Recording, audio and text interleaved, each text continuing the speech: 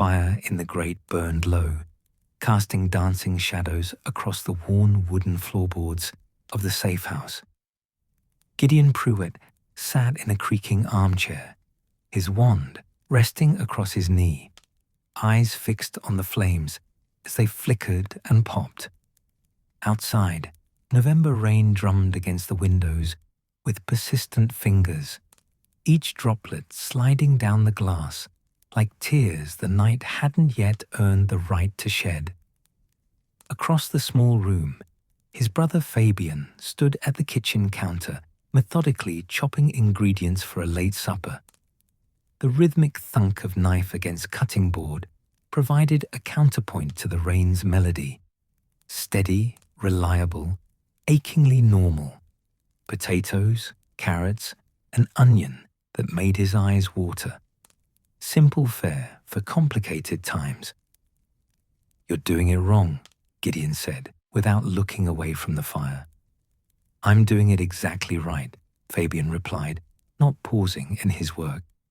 "Just because you learned some fancy aura technique for vegetable preparation doesn't mean the old ways suddenly forgotten how to work.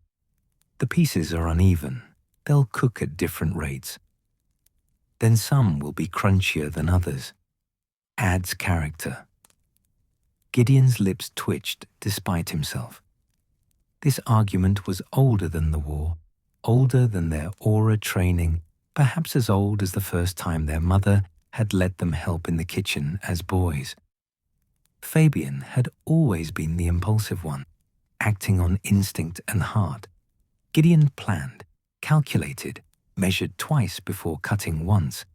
Yet somehow, impossibly, they'd always fit together like two pieces of a puzzle that seemed mismatched until you saw the complete picture.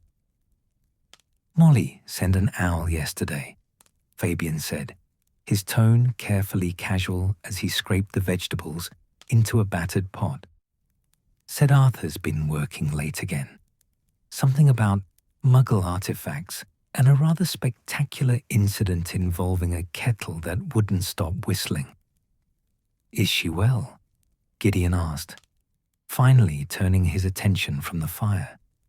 His hand tightened slightly on his wand, an unconscious gesture he'd developed over the past year. These days, asking after family carried weight beyond simple courtesy. "As well as can be expected." Fabian lit the stove with a wordless spell, the flame springing to life with a soft whoosh. "Tired," she says. "The twins are into everything. Bill's being responsible enough for 3 children. Charlie's apparently declared he's going to live with dragons when he grows up. And Percy won't stop organizing everyone else's toys." He paused, his hand hovering over the pot. "She's expecting again. Didn't want to say anything until she was certain, but that's wonderful," Gideon said, and meant it, even as something cold settled in his chest. Another nephew or niece he might never meet, another Weasley child who would grow up in the shadow of this endless, grinding war. "She wanted to know when we'd visit." Fabian's voice had gone quiet. "Told her we'd come round for Christmas. Promised the twins we'd bring them something special." Both brothers let the lie hang between them like smoke. They'd made no such promise because they both knew better than to make promises they might not keep. The wards around this safe house grew thinner by the day, stretched and tested by dark magic that probed like fingers searching for a crack in armor. Dumbledore had moved them twice already in the past month.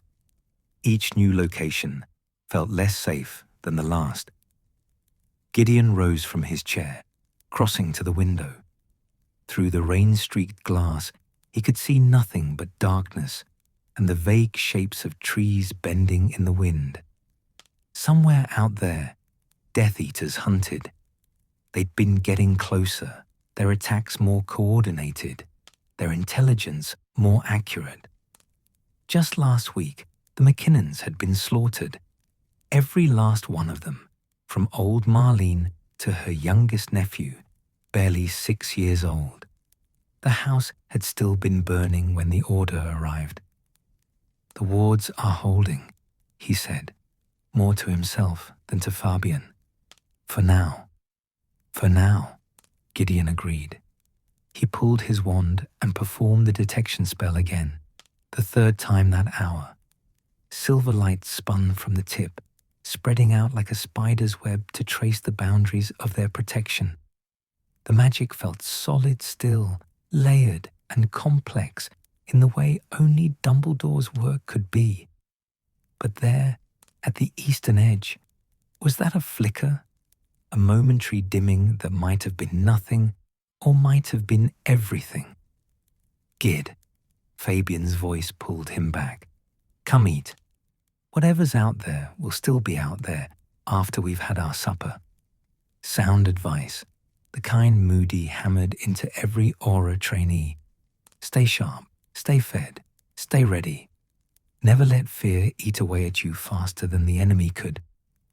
Gideon returned to the small table where Fabian had set out 2 bowls of stew, steam rising in lazy curls. They ate in companionable silence for a time. The stew was good. Fabian had their mother's touch with cooking, that same ability to make simple ingredients taste like home. Gideon savored each bite, committing the taste to memory alongside 1,000 other small moments. Fabian's off-key humming as he washed up, the particular creak of the 3rd floorboard from the door, the way the firelight caught the copper in his brother's hair. "Do you remember that summer at the Burrow?" Fabian asked suddenly. "Before it was called the Burrow, when it was still just that ramshackle place Arthur was fixing up?" Gideon smiled. "You mean when you fell through the roof trying to repair it?" "Went straight through into Molly's kitchen, landed in a basket of eggs." Fabian laughed, the sound warm and rich. "She hexed me 6 ways from Sunday, before she realized it was me, and not some enormous intruder. You were covered head to toe in shell and yolk. Looked like you'd wrestled a chicken and lost. Arthur laughed so hard he couldn't breathe.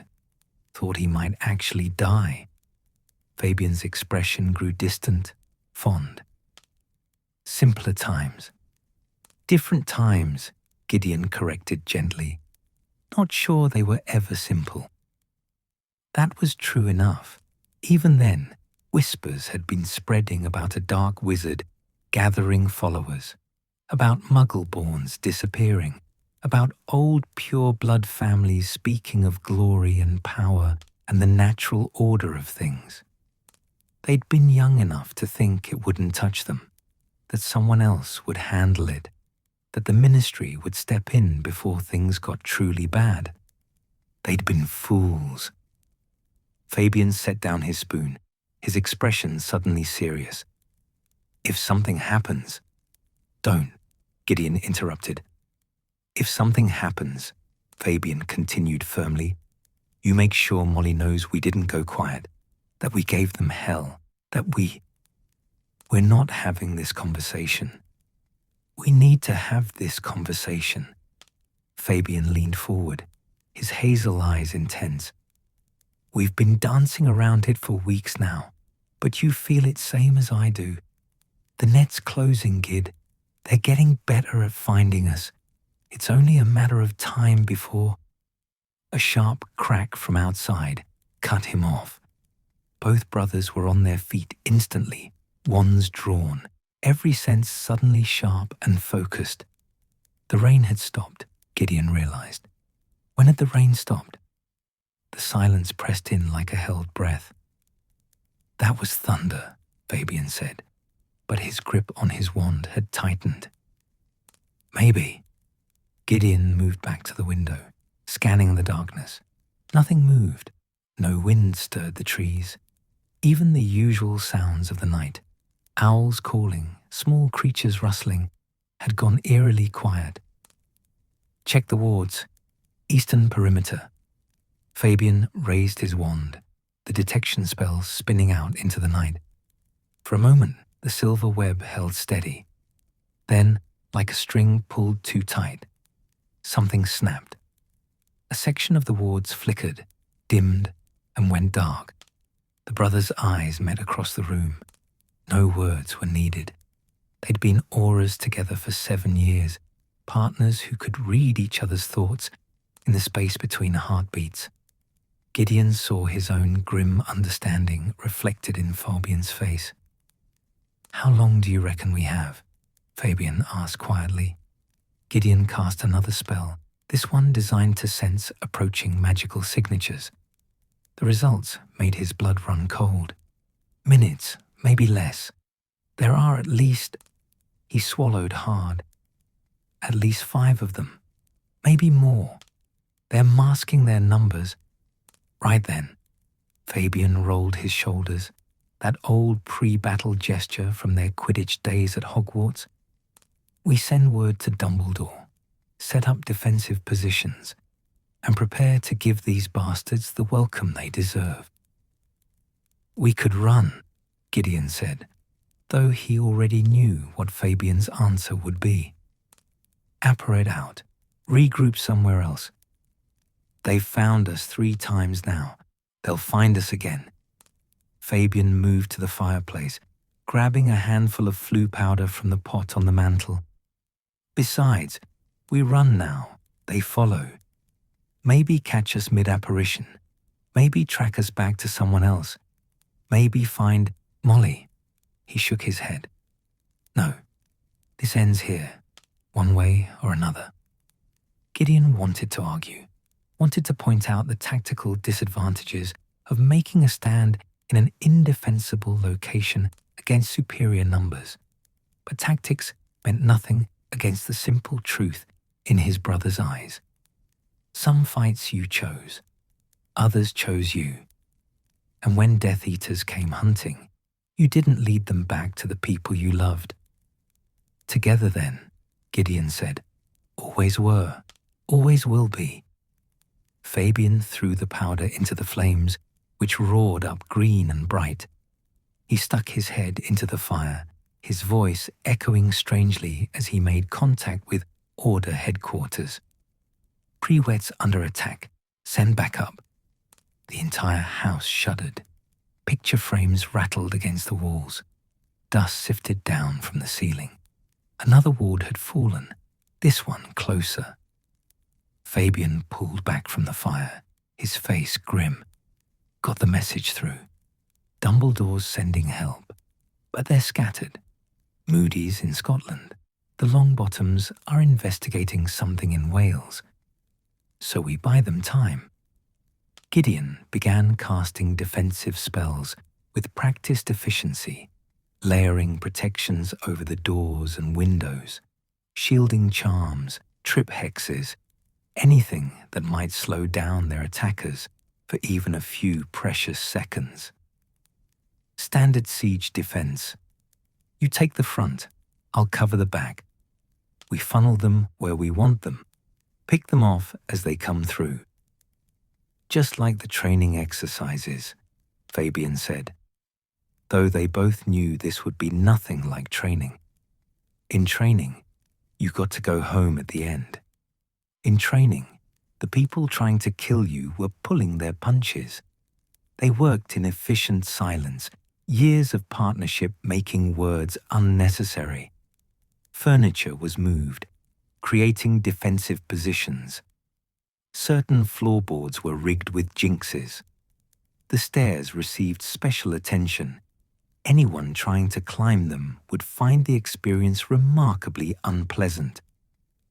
Another ward shattered, closer still. Through the window, Gideon caught movement in the shadows. Figures approaching, at least 5 that he could see, likely more hanging back.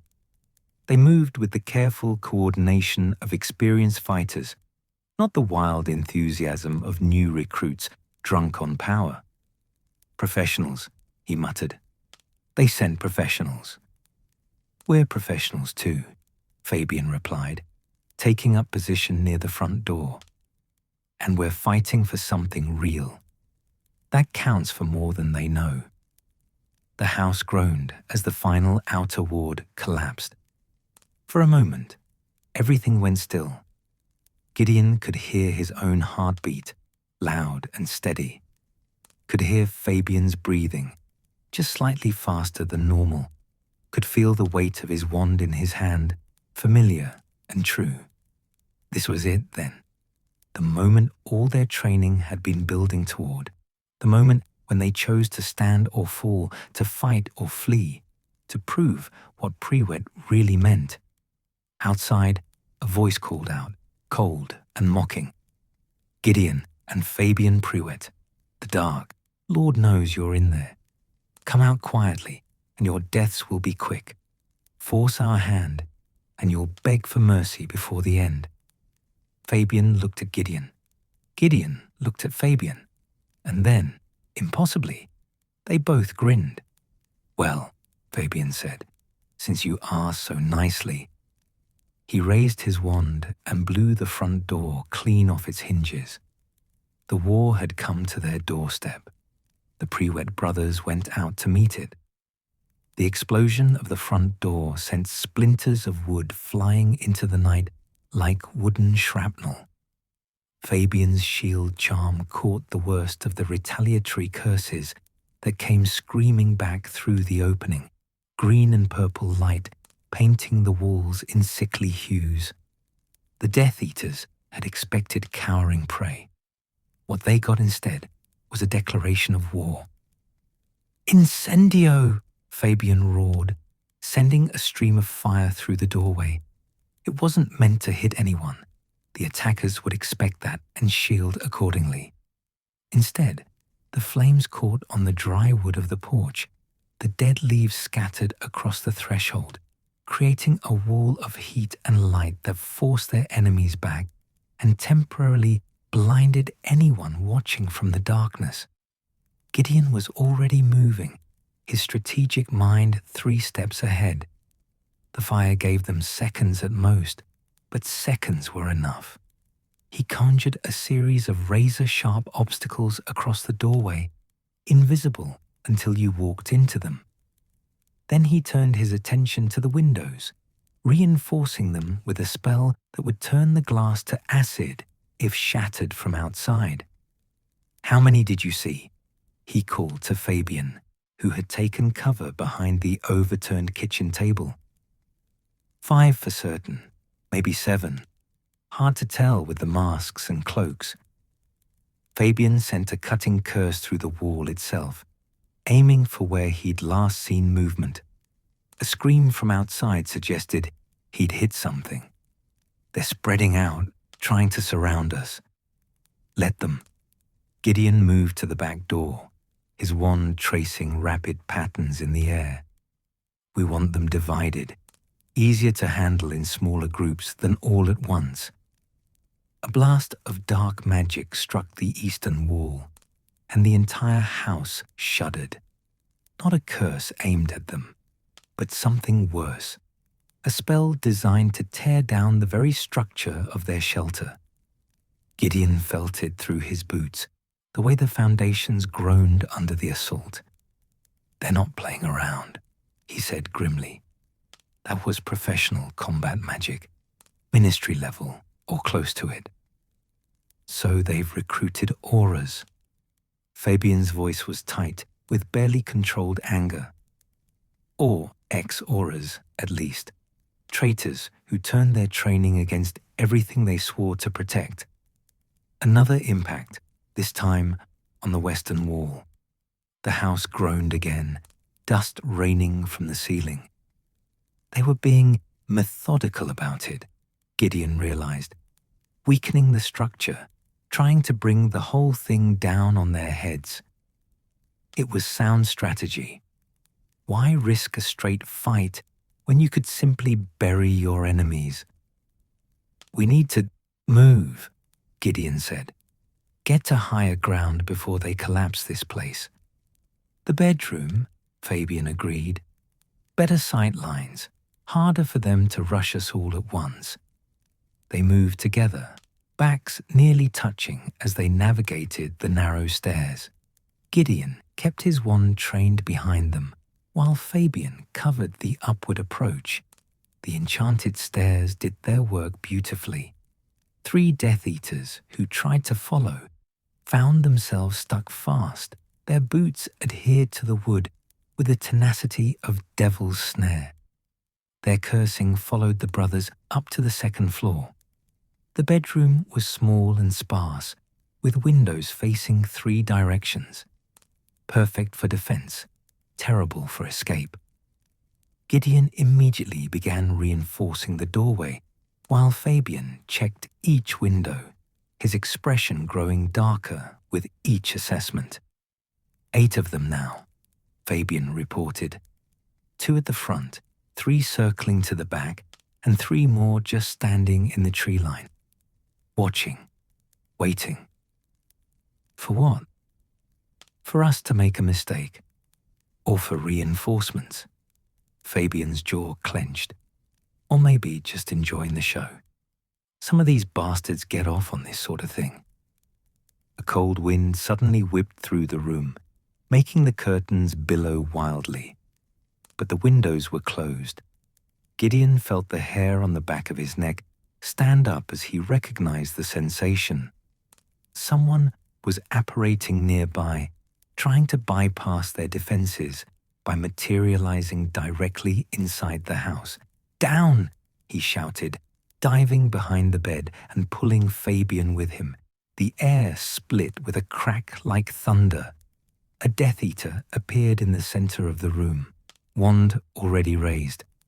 But the anti-apparition wards that had failed to keep him out entirely had scrambled his arrival. He materialized 6 inches off the ground and fell awkwardly, giving the brothers just enough time to react. Fabian's stunner caught him square in the chest before he could find his balance. The Death Eater dropped like a puppet with cut strings. "Sloppy," Fabian muttered, moving to bind the unconscious attacker. As he pulled off the white mask, both brothers stiffened. They knew this face. Travers, an aura they'd trained with, a man they'd called friend. "Bastard," Fabian spat. Gideon had no words. He simply conjured thick ropes that wound around Travers like a snake, then cast a sleeping charm for good measure. Part of him wanted to question the man, to demand answers about how many more of their former colleagues had turned traitor. But there was no time. The house shook again, harder this time. Cracks appeared in the ceiling, spreading like veins across plaster. "They're bringing it down," Gideon said. "We've got minutes at most before the whole structure collapses." So we go out and meet them. Fabian checked his wand, rolling it between his fingers, an old nervous habit from their Hogwarts days. Better to die fighting in the open than crushed under rubble. "We're not dying." Even as he said it, Gideon knew the lie in those words. They were outnumbered, surrounded, and cut off from help. The best they could hope for was to take as many Death Eaters with them as possible, to make their stand mean something. But there was one thing they could still do. "Fabian," he said quietly, "I need you to send another message to Molly.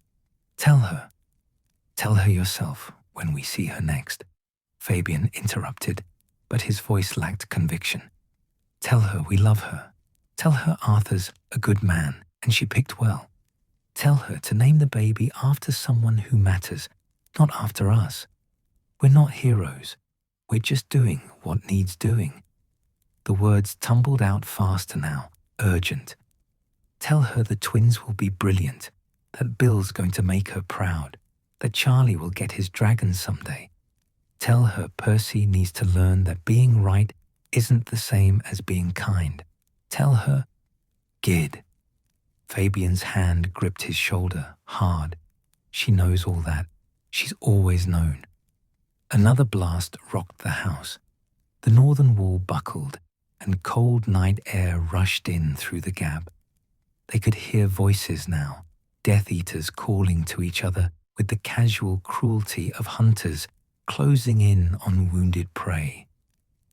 Gideon moved to the gap in the wall, looking out at the shadows gathering below. 8 visible now, possibly more in the darkness. They'd stopped trying to be subtle, confident in their numbers and the inevitable outcome. He thought of Molly, heavily pregnant with her 6th child, waiting at the burrow with Arthur and the boys. Thought of all the Order members scattered across Britain, fighting their own battles in this endless war. Thought of the students at Hogwarts, going about their lessons while darkness gathered at the gates. Thought of every Muggle-born family sleeping peacefully, unaware of how close the monsters prowled. This was why they fought. Not for glory or recognition, not even for victory, really. They fought to buy time. Time for Dumbledore to organize. Time for the innocent to flee. Time for the tide to turn. Every Death Eater delayed here was one not hunting someone else. Every minute they held was another minute for help to arrive. "We make them pay for every inch," Gideon said softly. "For every second. We make them remember what it cost to hunt Prewetts." Fabian smiled, fierce and proud. "Just like Quidditch finals, 7th year. We were down by 100 points, and you said, 'We don't need to win,'" Gideon finished. "We just need to make sure they remember us." They'd lost that match, but they'd made the other team work for it, had pushed them to their absolute limit, had earned respect even in defeat. The Gryffindor stands had roared themselves hoarse for the Prewett brothers that day. There would be no cheering crowd tonight. No one to remember except those who loved them and those who killed them. "Ready?" Fabian asked, moving toward the gap in the wall. "Ready," Gideon confirmed. Together, the brothers stepped into the opening, silhouetted against the dying firelight from below. 8 pairs of masked faces turned to look up at them. Somewhere in the distance, an owl shrieked its hunting cry. Fabian raised his wand high. "Right then, you cowards. Which of you wants to go first?" The Death Eaters answered with curses. The Prewett brothers answered with fire. Gideon's first spell was a blasting hex that turned the ground between them and the nearest attackers into an eruption of earth and stone. The debris flew outward like shrapnel, forcing the Death Eaters to shield or dodge. In that moment of chaos, Fabian sent a series of rapid-fire stunners through the cloud of dust, his aim true despite the poor visibility. 1 Death Eater went down, then another. 2 down, Fabian shouted with grim satisfaction. But the others were recovering, organizing. A volley of curses came back at them, forcing the brothers to duck behind the remaining wall. The wood splintered and smoked where the spells hit, some of them dark magic that left the timber rotting and black. "They're coordinating," Gideon observed, his strategic mind cataloguing their movements. 3 on our left flank, 2 hanging back with long-range spells, and the rest are going to try to rush us while we're pinned. So we don't get pinned. Fabian sent a spell through the floor at their feet. The wood simply vanished, leaving a gaping hole. "After you, brother." They dropped through together, landing in the room below in perfect synchronized rolls that carried them away from the opening and behind cover. The ceiling above them exploded a second later as multiple curses converged on where they'd been standing. "Kitchen," Gideon directed, already moving. "We use the narrow corridors, force them to come at us 1 or 2 at a time." They made it 3 steps before the entire western wall collapsed inward with a deafening crash. Through the gap came 2 Death Eaters, wands blazing. Gideon threw up a shield charm that caught a killing curse. The green light splashed against his barrier like water against glass, but the force of it drove him back a step. Fabian's response was immediate and brutal, a severing charm that missed the first Death Eater by inches but caught his wand hand. The man screamed, his wand clattering away. His partner tried to shield him, but Fabian was already sending a blasting hex at the floor beneath them. They both went down in a tangle of limbs and falling timber. 3 down, Fabian called, but there was less triumph in his voice now. The house was coming apart around them, and more Death Eaters were pouring through the gaps.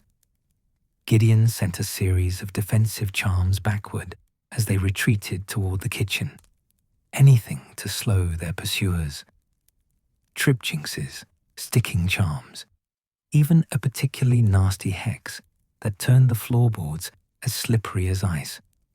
He heard cursing and crashing behind them, which meant at least some of his spells had found their marks. The kitchen was a defensible position for all of 30 seconds before a killing curse punched through the exterior wall like it was made of parchment.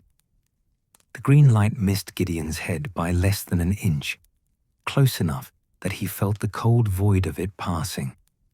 Too close. Far too close.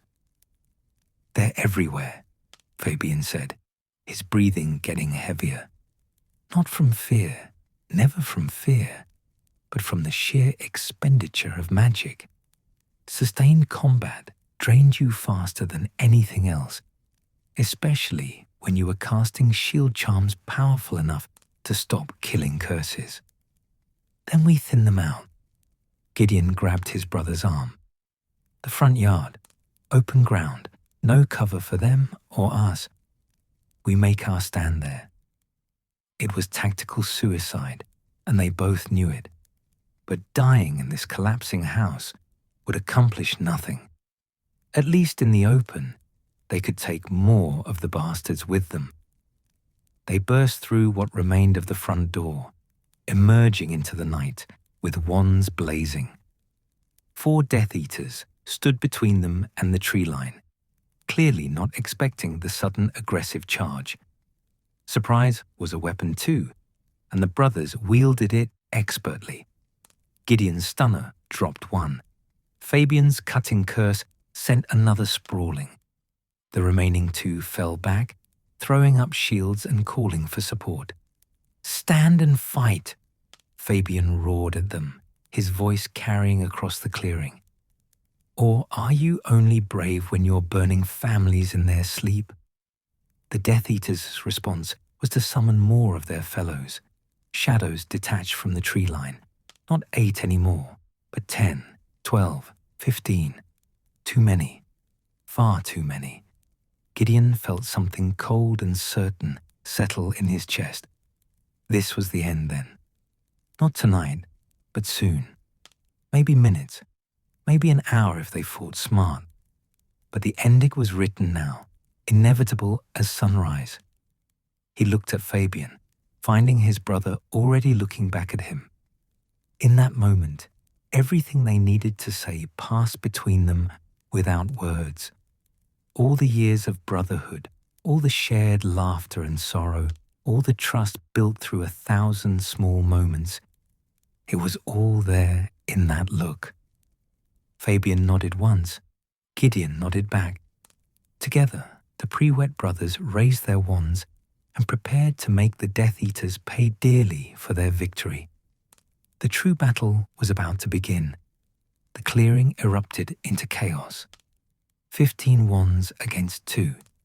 The mathematics of it should have been simple, overwhelming, a foregone conclusion. But mathematics didn't account for 7 years of aura training, for brothers who moved as one, for men who'd already accepted their fate and now fought with nothing left to lose. Gideon moved left, Fabian right, splitting their attacker's focus in the opening seconds. It was an old dueling tactic, forcing opponents to choose targets and divide their fire. 3 Death Eaters tracked Gideon, 4 went after Fabian, and the rest hung back, smarter, more cautious, waiting to see how this would unfold. The first curse came at Gideon high. He ducked under it and sent back a piercing hex that shattered his attacker's shield charm. The second curse came low, aimed at his legs. He leapt over it with the agility of a former Quidditch chaser and responded with a blasting hex that turned the ground between them into a crater. The third Death Eater tried to flank him, coming in from the side with a sickly yellow curse Gideon recognized as something that rotted flesh from bone. He conjured a stone wall between them with a wordless spell, then immediately transfigured the wall into a flock of ravens that exploded outward in all directions. The birds weren't real enough to do damage, but they blocked sightlines and created confusion, and confusion in combat could be as deadly as any curse. Through the chaos of flapping wings, Gideon sent 3 rapid stunners. 1 missed, 2 connected, 2 Death Eaters dropped. Across the clearing, Fabian fought with the fierce joy of a man doing exactly what he was born to do. His wand work was less technical than Gideon's, more instinctive, but no less effective. He favored aggressive spells, cutting curses, blasting hexes, anything that put his opponents on the defensive and kept them from coordinating their attacks.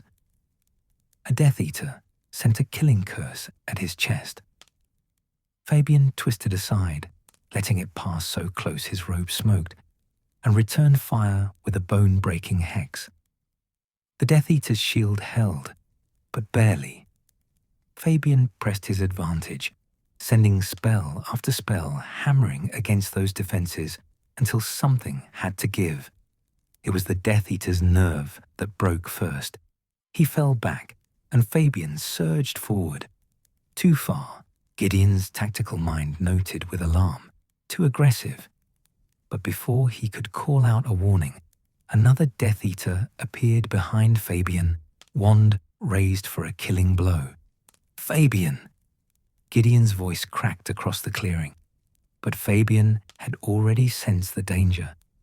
He dropped into a role that would have made their old dueling instructor proud, came up on one knee, and sent a stunning spell backward without even looking. The curse caught his would-be killer square in the chest. 4 down! Fabian shouted, his grin fierce and wild in the darkness. Gideon wanted to smile back, but there was no time.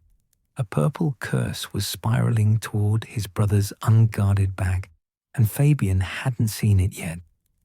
Gideon threw up a shield charm from 30 feet away, a difficult bit of magic that required absolute precision, and felt the drain on his magical reserves as the curse splashed harmlessly against his barrier. "Watch your back," he called. "Watch yours." Fabian returned, because a Death Eater was charging at Gideon from the left, wand blazing with orange fire.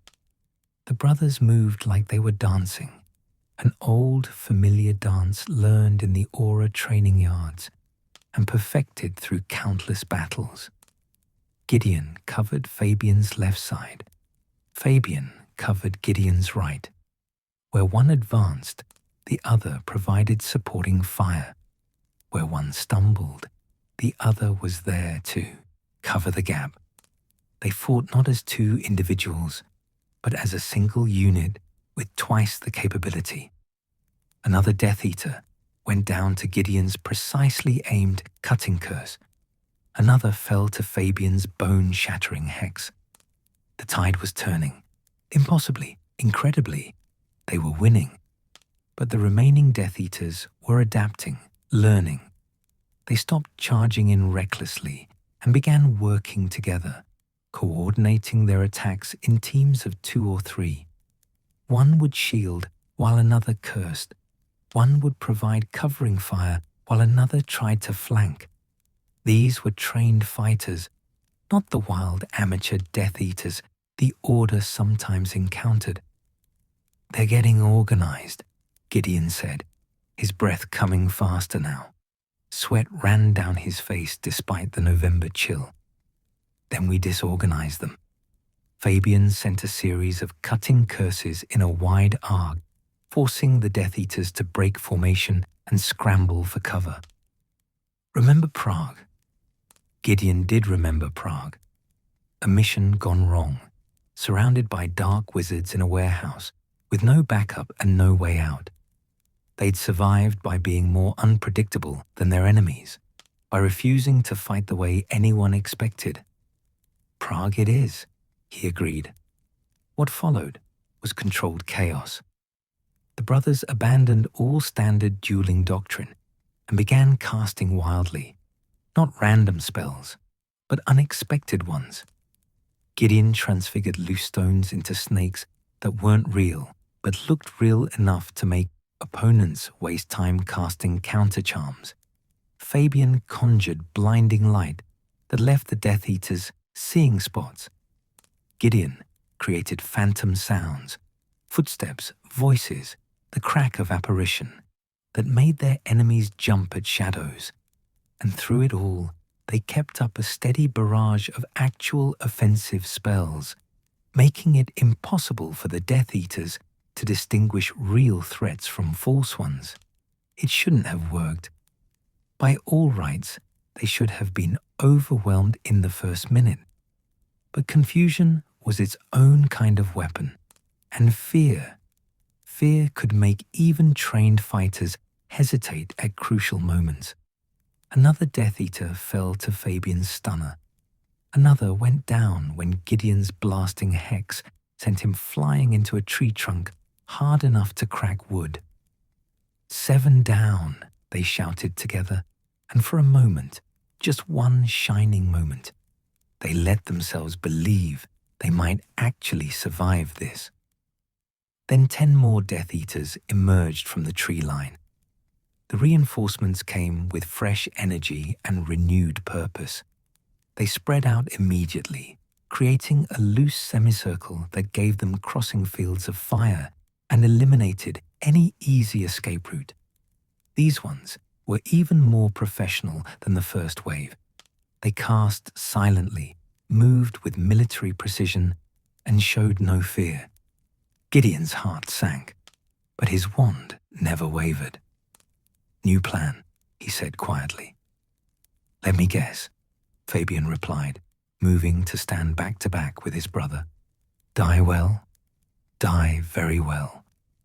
"Always knew it would end this way," Fabian said, and there was something almost peaceful in his voice. "Just hoped we'd be old men first, grey-haired grandfathers boring our grandchildren with war stories. We're still going to bore Molly's children with these stories," Gideon said fiercely. "She'll tell them. Arthur will tell them. Every Weasley who comes after will know what we did here. Promise. Promise." The Death Eaters were advancing now, slowly, carefully, wands at the ready. 23 of them total, Gideon counted quickly, minus the 7 they'd already taken down. 16-2. Not great odds, not even good odds. But they were still standing, still fighting, still making the bastards work for it. "On 3, Fabian asked. "On 3. 1. Gideon felt his magic coiling inside him, ready to be unleashed. Every spell he knew, every trick he'd learned, every ounce of power he possessed. He'd hold nothing back now. 2. Fabian's breathing steadied, that same focused calm he'd always shown before a Quidditch match or a dangerous mission. In the face of impossible odds, he found peace. 3. They moved as one, spinning away from each other and sending simultaneous blasting hexes at the approaching Death Eaters. The ground erupted in twin explosions of earth and stone, forcing their enemies to scatter. In that moment of chaos, the brothers pressed their advantage. Gideon ran forward, toward the enemy, not away. His wand worked a blur of motion. Stunner, cutting curse, piercing hex, shield charm, another stunner. A Death Eater's shield shattered under his assault. Another stumbled backward, a gash opening across his shoulder. A third fell unconscious to the ground. Fabian fought with equal ferocity, his spells coming faster and harder as his magic blazed bright. He was magnificent to watch, all wild energy and controlled fury, a Gryffindor warrior in his element. 2 more Death Eaters went down under his onslaught. 10 down, they shouted together, back to back again, surrounded but unbroken. A killing curse missed Gideon's head by inches. He felt the void of it passing, the cold emptiness that preceded death. Too close. The Death Eaters were getting his measure now, learning his patterns.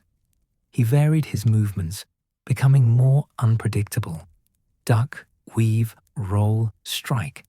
His muscles burned and his lungs ached, but he refused to slow. Beside him, Fabian's breathing had grown ragged, but his wand hand remained steady. Another Death Eater fell, then another. 13 down total now, but the remaining ones were the best. The ones smart enough to survive this long, skilled enough to adapt to the brothers' tactics. They're hurting us, Gideon realized, seeing the pattern, driving us toward the ruins of the house. Trying to trap us with our backs to the rubble, Fabian agreed. Classic pincer movement. So we don't let them. Gideon grabbed his brother's arm. Break left on my mark.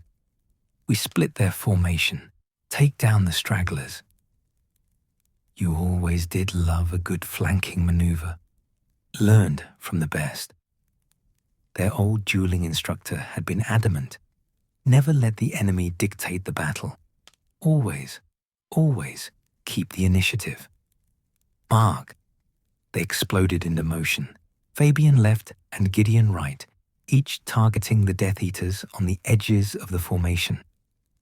The sudden reversal caught their opponents off guard. They'd expected retreat, not aggression. That moment of surprise was all the brothers needed. Gideon's cutting curse caught a Death Eater across the wand arm. The man's wand flew from nerveless fingers, and Fabian's follow-up stunner put him down for good. 14 down. But the Death Eaters were recovering, reforming, and now they looked angry. Enough playing with their prey. Time to end this. The curses that came next were darker, nastier, the kind of magic that left permanent damage even if you survived. Gideon took a glancing hit from something that felt like liquid fire across his ribs. Pain exploded through his side, but he gritted his teeth and kept fighting. Fabian caught a curse on his left leg and stumbled, but he turned the fall into a roll and came up casting. They were slowing down, getting tired. Magic was infinite in theory, but limited by the human body channeling it, and they'd been burning through their reserves at an unsustainable rate. Every shield charm, every powerful offensive spell, every desperate maneuver, it all took a toll.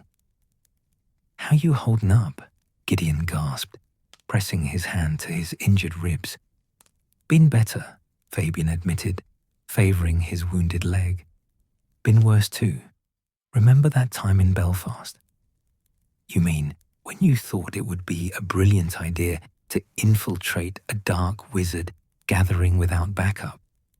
Worked out fine in the end. You nearly died. Nearly isn't the same as actually, Fabian pointed out with a strained grin, and we're still not dead yet. A Death Eater chose that moment to charge at them, wand blazing. The brothers' response was simultaneous and devastating. 2 stunning spells that hit the attacker from opposite angles. He went down hard. 15 down, 10 to go. But those last 10 were the cream of the crop, the survivors, the truly dangerous ones. And the Prewett brothers were wounded, exhausted, running on fumes and determination. The clearing fell silent for a moment, both sides regrouping, reassessing. In that pause, Gideon met his brother's eyes. "Not bad for a night's work," he said softly. "Not bad at all," Fabian agreed. "Think we've made our point." "I think they'll remember us." "Good, that's good." The Death Eaters began their advance again, slower now, more careful. They'd learned respect for their prey, but respect wouldn't stop them from finishing what they'd started. Gideon raised his wand one more time. Beside him, Fabian did the same. The first wave had been brutal, but as the remaining Death Eaters closed in with murder in their eyes, both brothers knew the worst was yet to come. The moon broke through the clouds, casting pale silver light across the battlefield. In its glow, Gideon could see the full scope of what they'd accomplished and what still remained. 15 Death Eaters lay scattered across the clearing in various states of unconsciousness or injury. 10 more stood in a loose semicircle, wands raised, their white masks gleaming like skulls in the moonlight. "They're not rushing us anymore," Fabian observed, his voice tight with pain. Blood seeped through his robes where the curse had caught his leg, but he remained standing through sheer stubbornness. "We've hurt them too badly," Gideon replied. "They're angry now. Careful and angry. Dangerous combination." As if to confirm his assessment, one of the Death Eaters stepped forward. His mask was different from the others, more ornate, marked with silver runes that suggested rank. "Enough games," the figure said, his voice cold and cultured. "You've proven yourselves capable fighters. The Dark Lord might even have use for men of your caliber. Lay down your wands, swear loyalty to the true power in magical Britain, and your deaths can be postponed." Fabian's laugh was harsh and bitter. "You're having a laugh, yeah? You torch families in their sleep, murder Muggleborns for sport, and torture anyone who looks at you wrong, and you think we'd join you." "Everyone joins eventually," the Death Eater replied with infuriating calm. "Through loyalty or fear. The choice is merely how much suffering you endure first." Gideon's response was a cutting curse aimed directly at the speaker's head. The Death Eater's shield caught it easily, but the message was clear enough. "Right then," the masked figure said, his voice hardening. "Kill them. Slowly." The 10 Death Eaters advanced in unison, their formation tight and professional. No more individual attacks, no more opportunities for the brothers to exploit gaps in their lines. This was coordinated assault magic at its finest, and most lethal. "Back to back," Gideon ordered, and Fabian immediately moved into position, their shoulders nearly touching. It was the oldest defensive formation in dueling, used when outnumbered and surrounded. Limited mobility, but complete coverage with no blind spots. The curses came from all directions at once. Gideon's shield charm blazed to life, a shimmering hemisphere of blue light that caught 3 simultaneous hexes. The impact drove him back a step, his boots digging furrows in the earth. Behind him, Fabian's own shield deflected 4 more curses, purple and green lights splashing against his defenses. "Can't hold shields forever," Fabian grunted, sweat streaming down his face. The magical drain was immense. Every second they maintained this defensive posture pulled from reserves already running dangerously low. "Don't need forever," Gideon replied through gritted teeth. "Just need now." They dropped their shields simultaneously, and both fired at the same target, the Death Eater directly in front of Gideon. 2 stunners hit him at once with enough force to lift him off his feet and send him crashing backward into a tree. 16 down. But the momentary offensive left them exposed. A sickly green curse, the killing curse, streaked toward Fabian's unprotected back. Gideon saw it, saw the trajectory, saw the death written in that terrible green light. He moved without thinking, diving across his brother's back and throwing up a shield charm with every ounce of power he possessed. The killing curse hit his barrier, and for one impossible moment, time seemed to stop. The curse pressed against his shield, seeking weakness, hungry for death. Gideon felt his magic straining, his entire being focused on that single point of defense. Then the curse dissipated, its power spent. Gideon collapsed to one knee, gasping. That last shield had nearly emptied him. His wand felt heavy in his hand, his magic sluggish and reluctant. "Kid!" Fabian was there immediately, one hand on his brother's shoulder, the other still holding his wand toward their enemies. "Are you—" "Fine," Gideon wheezed. "Just need a moment." "We don't have a moment." It was true. The Death Eaters were pressing their advantage, sensing weakness. Curses flew thick and fast, forcing Fabian to shield for both of them. Gideon could see his brother's face going pale with the effort, see his hand trembling as magic poured through him at an unsustainable rate. With a supreme effort of will, Gideon pushed himself upright. His ribs screamed in protest. His magical reserves were nearly depleted, but he'd be damned if he let Fabian stand alone. "Together," he said firmly.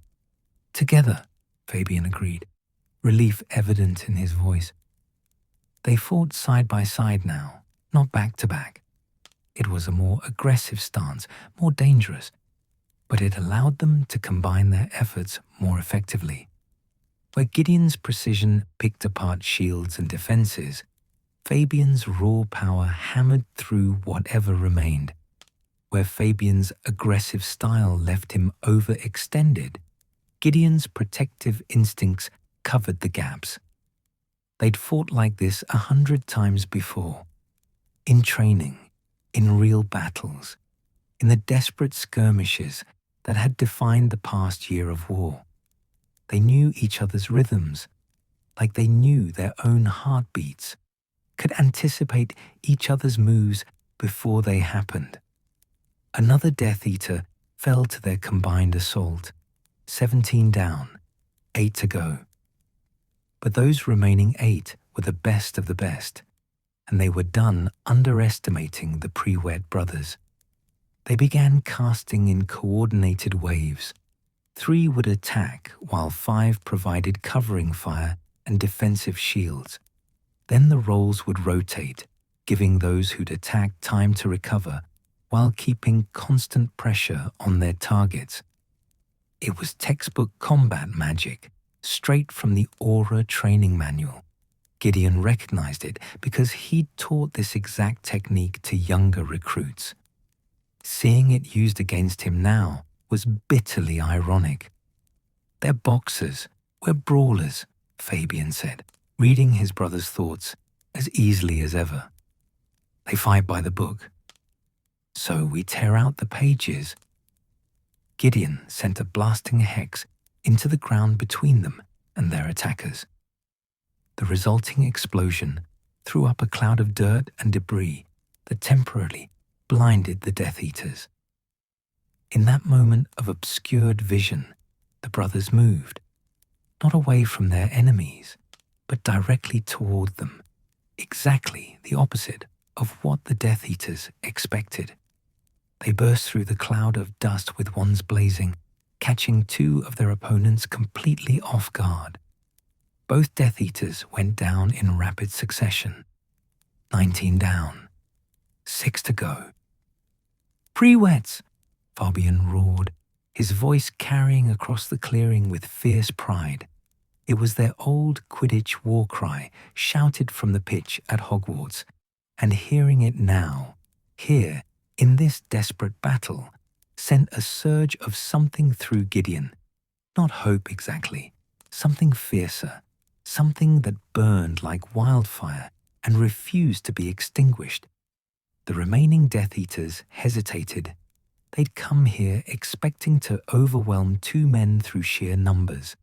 Instead, they'd watched their fellows fall one by one to brothers who refused to break, refused to run, refused to die quietly. Gideon saw that hesitation and pressed the advantage. "That's right," he called out, his voice ringing with challenge. 19 of your colleagues down, and we're still standing. Is this the best the so-called Dark Lord can send? Is this the army that's supposed to terrify all of magical Britain? It was a calculated risk, goading them. Angry fighters made mistakes, but they also fought harder, with less restraint. The leader, the one with the ornate mask, stepped forward again. "You talk very boldly for dead men." "We're all dead men," Fabian replied with a dark laugh.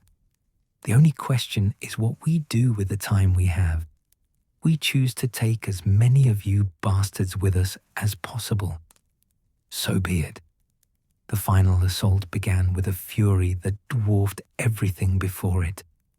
The 6 remaining Death Eaters abandoned all caution and unleashed the darkest magic in their arsenal. Curses that boiled blood, hexes that shattered bones, killing curses that painted the air green with death. All of it came at the brothers in a devastating barrage. Gideon and Fabian's wands moved in desperate blurs, shield after shield springing into existence, only to shatter under the onslaught. They were being driven back now, step by step, toward the ruins of their safe house. Their magic was failing, their bodies pushed beyond reasonable limits. A cutting curse slipped past Gideon's defenses and opened a deep gash across his left arm. He felt the warmth of blood soaking his sleeve, but had no time to address it.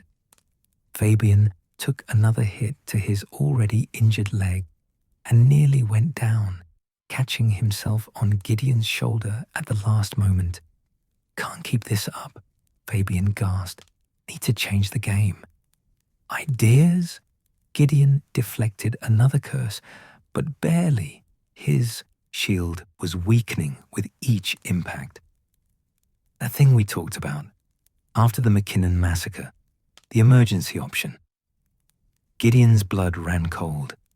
He knew exactly what Fabian meant. A last resort technique they'd theorized about, but never actually attempted. It was dangerous, potentially fatal, even if it worked, but it would take out everyone in a wide radius. "We'll die," he said flatly. "We're dying anyway," Fabian pointed out. "At least this way, we take all of them with us.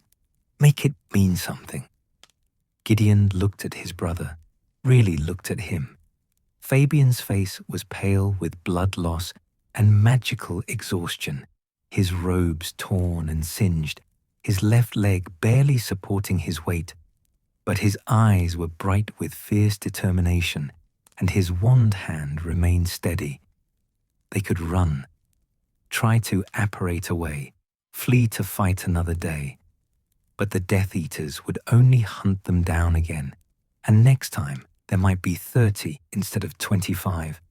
Next time they might track them back to the burrow, to Molly and Arthur and the children. No, this ended here, tonight, one way or another. "Together?" Gideon asked, his voice rough with emotion. "Always," Fabian replied, and reached out to clasp his brother's free hand. Their fingers intertwined, two hands that had thrown quaffles and cast spells and held each other up through 7 years of war. They began the incantation together, their voices blending into one. It was ancient magic, dangerous magic, the kind that required absolute synchronization between casters. Their wands began to glow brighter and brighter as they poured everything they had left into the spell. The Death Eaters saw what was happening and panicked. They threw everything at the brothers, every curse, every hex, every ounce of dark magic they possessed. But Gideon and Fabian's combined shield held, fed by the same magic building for their final spell. The light grew blinding, a miniature sun birthing itself in a clearing soaked with blood and magic. Gideon felt his magic draining away, felt his life force feeding the spell, and he didn't care. Beside him, Fabian was doing the same, giving everything for this one last defiant act. The Death Eaters tried to run. Too late. Far too late. The spell reached critical mass, and then, finite incantatem. The shout came from the tree line, powerful and commanding. A jet of red light struck their spell, not trying to overpower it, but carefully unraveling the magical structure from the outside. The blinding light began to dissipate, the deadly energy bleeding away into the earth. Through his fading vision, Gideon saw figures emerging from the forest. Robes of different colors, wands raised. The order had arrived. Alastair Moody limped into the clearing, his magical eye spinning wildly as he assessed the situation. Behind him came Frank and Alice Longbottom, Daedalus Diggle, Emmeline Vance, and at least a dozen more Order members. "About bloody time," Fabian laughed, then promptly collapsed. His leg finally gave out entirely, and he went down hard. Gideon caught him, or tried to, but his own strength was gone. They both ended up in a heap on the ground, leaning against each other, watching as the Order engaged the remaining Death Eaters. The fight was brief and decisive. The 6 survivors were outnumbered and exhausted. They tried to flee, but the Order had anti-apparition wards in place. Within minutes, all 6 were subdued, bound, and masked. Moody stomped over to where the Prewett brothers sat, his magical eye fixed on them while his normal one scanned for threats. "You two are the dumbest, bravest, most reckless wizards I've ever had the misfortune to train," he growled. "That spell you were about to cast would have vaporized everything in a 100-yard radius, including yourselves." "That was rather the point," Gideon replied weakly. "We were taking them with us," Fabian added, his voice faint but defiant. Moody's scarred face worked for a moment, as if he couldn't decide whether to yell at them or commend them. Finally, he just shook his head. 19 Death Eaters down, 6 captured, and you 2 still breathing, if barely. That'll do. That'll do, indeed." Alice Longbottom knelt beside them, her wand already glowing with healing spells. "Let's get you patched up. Molly would kill us if we let you bleed out after you've already survived the impossible." "Molly," Gideon breathed. "Someone needs to tell her." "Already done," Frank said gently. "She knows you're alive, probably planning to hex you both into next week for scaring her." "Looking forward to it," Fabian mumbled, his eyes already closing. The adrenaline was fading, taking the last of his strength with it. Gideon felt consciousness slipping away too, but he fought it long enough to look at his brother one more time. "We did it." "Did what?" Fabian's words were barely audible. "Made them remember." Fabian's smile was weak but genuine. "Damn right we did." Then darkness claimed them both, soft and gentle as a blanket. But it was the darkness of exhausted sleep, not death. They'd survived. Against all odds, against all reason, the Prewett brothers had survived. The night grew quiet. The battle was over. But the war raged on. Gideon woke to the smell of dittany and the low murmur of voices. His body ached in places he didn't know could ache, and when he tried to move, every muscle screamed in protest. He forced his eyes open, squinting against the soft golden light that filled the room. He was at St. Mungo's. The sterile white walls, the uncomfortable bed, the faint medicinal scent beneath the healing potions, all unmistakable. A healer moved past his bed, checking a chart, her lime green robes swishing softly.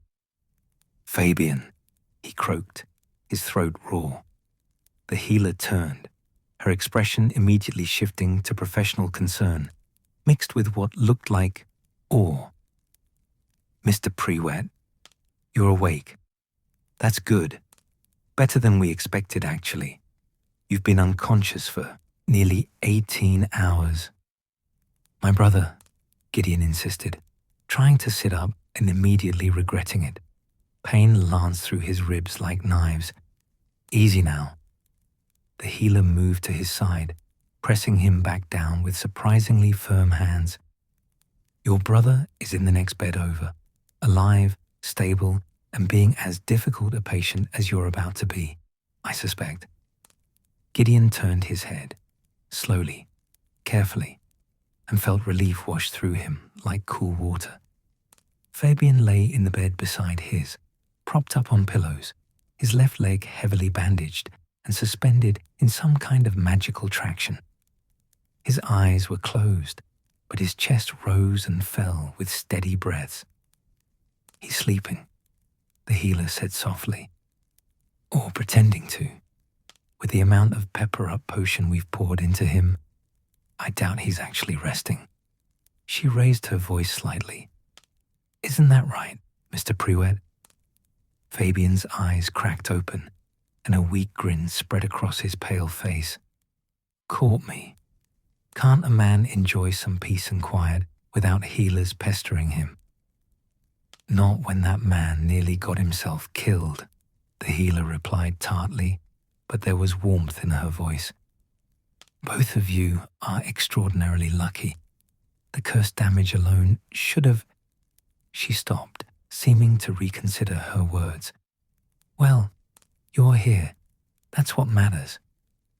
She performed a series of diagnostic spells over Gideon, her wand tracing patterns that left trails of light in the air. 17 separate curse injuries, magical exhaustion bordering on depletion, 3 cracked ribs, severe lacerations, and a concussion. "You'll be here for at least a week, possibly 2. "Can't spare 2 weeks, Gideon said automatically. The war will continue without you for a fortnight," the healer interrupted firmly. "And if you try to leave before you're cleared, I'll hex you unconscious myself and add another week to your stay. Am I understood?" Gideon found himself nodding meekly. There was something about healers that made even experienced auras compliant. "Good. I'll inform your visitors you're awake." She swept out of the room, leaving the brothers alone. For a long moment, neither spoke. Then Fabian started laughing, a weak, painful sound, but genuine. "What's funny?" Gideon asked. "We're alive," Fabian said simply. "We fought 25 Death Eaters, took down 19 of them, and we're alive. If that's not funny, I don't know what is." Gideon felt a smile tugging at his own lips. "Moody's going to lecture us for hours. Worth it. Molly's going to hex us into next year. Also worth it. We nearly died. But we didn't." Fabian's expression grew serious, his eyes meeting Gideon's. "We didn't, kid. We're here. We get to go home." The weight of those words settled over them like a blessing. Home. The burrow with its crooked walls and warm kitchen. Molly's fierce hugs, Arthur's quiet pride, the children's laughter, all of it waiting for them, still theirs to return to. The door burst open with enough force to rattle the hinges. Molly Weasley stormed in, her face blotchy with tears, her pregnant belly leading the way. Arthur followed close behind, trying and failing to look stern. "You complete and utter idiots!" Molly's voice cracked on the last word. "You absolute, thoughtless, reckless." She couldn't continue. Instead, she rushed to Gideon's bedside and threw her arms around him, heedless of his injuries. Gideon bit back a gasp of pain and hugged her back as best he could. "Hello, Molly." "Don't you hello, Molly me," she sobbed into his shoulder. "When we got words you were under attack, when they said there were dozens of Death Eaters, when hours passed with no news." Her whole body shook with the force of her crying. Arthur moved to Fabian's bed, his hand resting gently on his brother-in-law's shoulder. "You scared us," he said quietly. "Badly." "Sorry," Fabian offered, looking genuinely contrite. "We didn't exactly plan for it to go that way." "You took on 25 Death Eaters," Arthur said, his voice filled with something between horror and admiration. "Moody said 19 of them are either dead or in St. Mungo's themselves, 6 captured, all because of you two." "We had help," Gideon pointed out. "Not until the end, you didn't." Arthur's expression was grave. "By the time the order arrived, you'd already done the impossible. They're calling it the Battle of Foxglove Clearing. The prophet's running the story on the front page." "Oh God," Fabian groaned.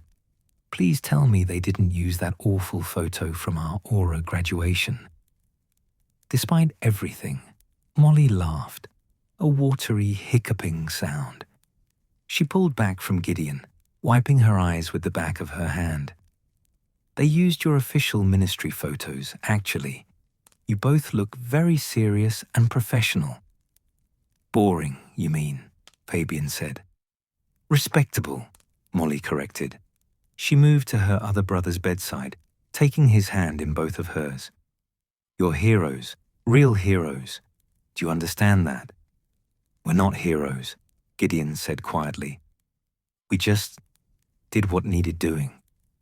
"That's what makes you heroes," Arthur said. "Real heroes never think they are." The door opened again, more gently this time. Alastair Moody limped in, his magical eye swiveling to scan the room, while his normal eye fixed on the brothers. Behind him came several other Order members: Frank and Alice Longbottom, Daedalus Diggle, Emmeline Vance. "Right then," Moody growled. "Everyone out except the Prewetts. Need to debrief while their memories are fresh." "They've only just woken up," Molly protested. "They need rest, not interrogation." "They need to tell us what happened before the details get fuzzy," Moody countered. "Standard procedure. You know that, Molly." Molly looked ready to argue, but Arthur gently took her arm. "Come on, love. Let's get some tea from the cafeteria. We'll be right outside." After they'd gone, Moody conjured chairs for himself and the others. He settled into his with a grunt, his magical eye never stopping its constant rotation. 25 Death Eaters, he said without preamble. "That's what our count shows. 25 trained dark wizards sent to kill 2 men. That tells us something important." "That you know who wanted us very dead," Fabian offered. "That you two were considered enough of a threat to warrant a small army," Moody corrected. "The Dark Lord doesn't waste resources. He sent that many because he thought he needed that many. And he was right, barely. If there'd been 5 fewer, you might have won outright." Gideon absorbed this information, his tactical mind already working. They knew where we were, our third safe house in a month, and they found us within days. Traitor in the order, Moody said bluntly. Has to be, or someone close enough to the order to get information. We're working on it. Travers was one of them, Gideon said. He apparated into the bedroom. We recognized him. Moody's scarred face twisted in fury. That confirms it then. Travers had full access to safe house locations. He'll have passed them all to you-know-who. He spat the words like poison. We're rotating everyone to new locations, changing security protocols. It'll take time, but we'll root out any other traitors.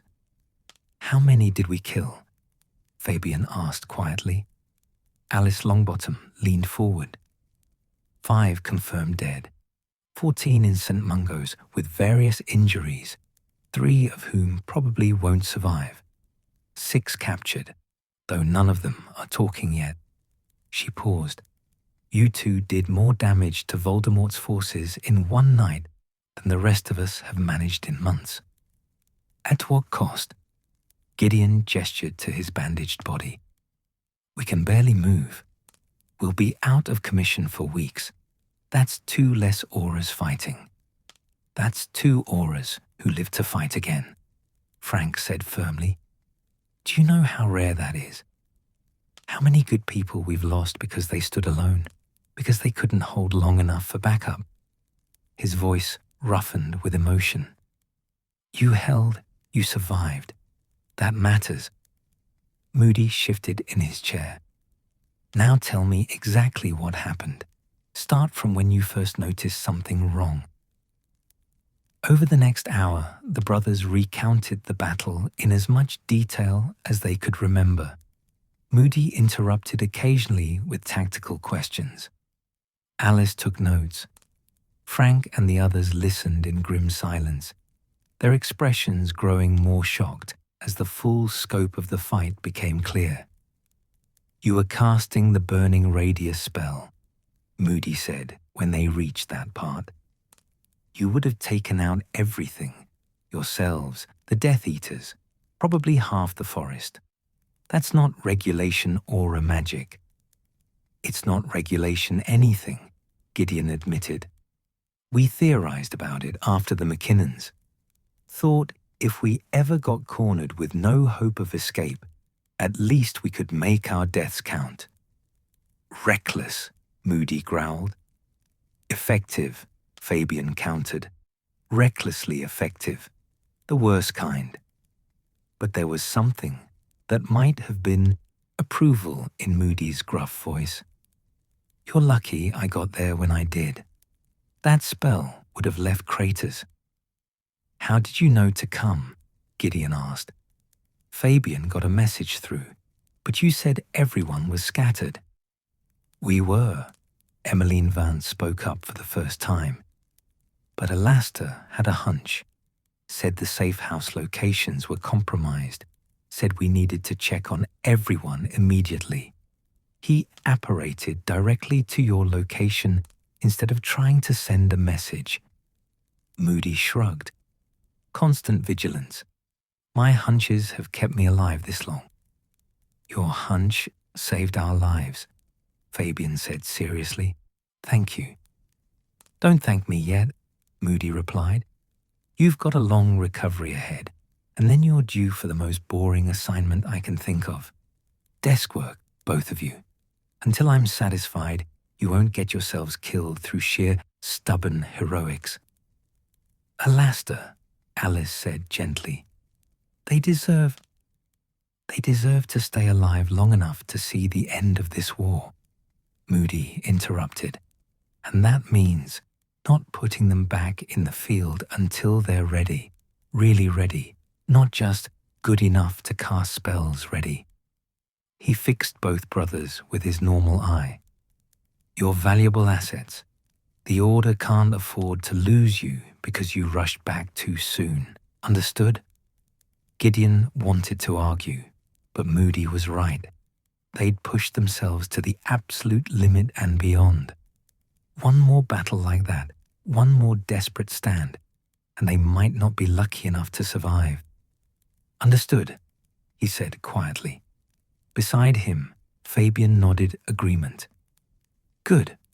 Moody stood, leaning heavily on his staff. Get some rest. The prophet's going to want interviews. The ministry will probably want statements. And Dumbledore himself wants to speak with you when you're up for it. But all that can wait until you've healed. The Order members filed out, leaving the brothers alone once more. The room fell silent, except for the soft sounds of the hospital, distant voices, the rustle of robes, the occasional chime of a monitoring spell. Gid. Fabian's voice was small, younger than it had been in years. Yeah. I was scared during the battle, when they kept coming and coming, and I knew we weren't going to make it out. He swallowed hard. I was terrified. Me too, Gideon admitted. But I wasn't scared of dying. I was scared of leaving you to face it alone. We didn't, though. Face it alone, I mean. Fabian's hand reached across the space between their beds. Whatever else happens, we had that. We stood together. Gideon grasped his brother's hand, their fingers interlocking just as they had in the clearing when they'd prepared to cast their final spell. Always have. Always will. Promise me something, Fabian said. Anything. If something happens, if next time one of us doesn't make it, promise me the other one keeps fighting, keeps living, doesn't do anything stupid like trying to follow. Gideon wanted to protest, wanted to say there wouldn't be a next time, that they'd already used up their bad luck for the war. But he couldn't lie to his brother. I promise, he said, but you have to promise the same thing. Deal. They stayed like that, hands clasped, as the afternoon light faded to evening. Outside, the war continued. Death Eaters plotted, and Voldemort schemed, and innocent people died in the darkness. But here, in this quiet hospital room, two brothers held on to each other and the simple fact of their survival. They'd faced death and spat in its eye. They'd stood against impossible odds and refused to break. They'd earned the right to rest, if only for a little while. The Prewett brothers closed their eyes and let healing sleep claim them, their hands still joined between the beds, a bridge of brotherhood that not even war could break. 3 days passed in the sterile calm of St. Mungo's. 3 days of healing potions that tasted like copper and regret, of healers performing diagnostic charms at all hours, of nightmares that woke both brothers gasping in the dark. 3 days of visitors, Order members who came to thank them, ministry officials who came to take statements, and a steady stream of Weasleys who came simply because they were family. On the 4th morning, Dumbledore arrived. Gideon sensed him before he saw him, a warmth in the air, a subtle shift in the room's atmosphere that spoke of powerful magic carefully contained. The headmaster entered quietly, his silver beard gleaming in the morning light, his blue eyes grave behind half-moon spectacles. Gideon, Fabian. His voice carried the weight of weariness and something deeper, a sorrow that had settled into his bones over years of war. Forgive my delayed visit. I came as soon as matters allowed. Professor, Gideon said, trying to sit up straighter and wincing at the effort. His ribs were healing, but the damage had been extensive. Please, remain comfortable. Dumbledore conjured a chair and settled into it with the careful movements of a man older than his years suggested. I have read the reports. I have spoken with Alastor and the others who arrived after the battle. But I would hear it from you, if you are willing. What happened that night? They told him. every detail, from the first breach of the wards to the moment Moody's counterspell had stopped their final, desperate casting. Dumbledore listened without interruption, his expression growing more troubled as the story unfolded. When they finished, silence filled the room like water filling a cup, heavy, profound, uncomfortable. 25 Death Eaters, Dumbledore said finally. Tom has never committed such forces to eliminate 2 individuals, not even when hunting members of the Wizengamot who opposed him openly. He studied them with those penetrating blue eyes. He fears you, both of you, and fear makes him dangerous in ways that mere cruelty does not. We're just auras, Fabian protested. Good ones, maybe, but nothing special. Why would the Dark Lord fear us? Because you represent something he cannot comprehend. Dumbledore leaned forward, his hands folded atop his walking stick. You fight not for power or glory, not even for victory. You fight for each other, for your family, for the simple right of people to live without terror. That kind of love, that kind of loyalty, it is a magic Tom Riddle will never understand and therefore will never defeat. Gideon felt uncomfortable under the weight of those words. We just did what anyone would do. No, Dumbledore said, gently but firmly. Most would have run. Many would have surrendered. Some would have broken under the assault. But you stood. You stood together. And in doing so, you struck a blow against Voldemort's forces that will resonate far beyond the casualties you inflicted. He stood, moving to the window to gaze out at the London skyline.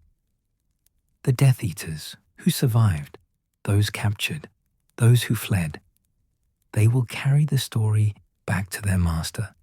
They will tell him that 2 men held against 25. They will speak of it in whispers, wondering if they too might face such opponents. Fear is a weapon that cuts both ways, and you have given our enemies cause to fear. At what cost? Gideon's voice was rough. We're here, broken, useless for weeks or months. 2 experienced auras out of the fight. How is that a victory? Because you are alive. Dumbledore turned from the window, his expression infinitely sad. So many are not. Marlene McKinnon and her entire family. Dorcas Meadows, who died alone and unmourned. Edgar Bones and his wife and children. Caradoc Dearborn, whose body we never even found. His voice grew softer. The Prewett brothers, who were supposed to die at Foxglove Clearing, but somehow impossibly survived. That is a victory, Gideon. A small one, perhaps. But in this war, we count our victories in lives saved, not battles won. Fabian shifted in his bed, his injured leg still suspended in its magical traction. What happens now? To us, I mean. Moody said desk duty. Alastor is correct in his caution. Dumbledore returned to his chair. You have both suffered extensive curse damage. Some of it will heal cleanly. Some of it... He paused, choosing his words carefully. Some of it may leave lasting effects. The dark magic you were exposed to has a way of lingering in the body, in the bones. You will need time to recover fully. Time we don't have, Gideon said. Every day we're here is another day the Order is short 2 wands. The Order has survived without you before.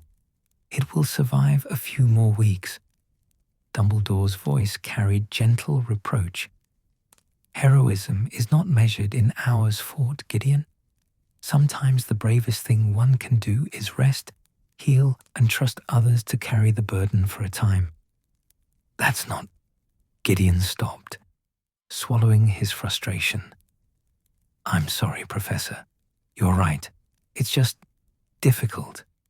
Knowing they're out there, hurting people, while we lie here useless.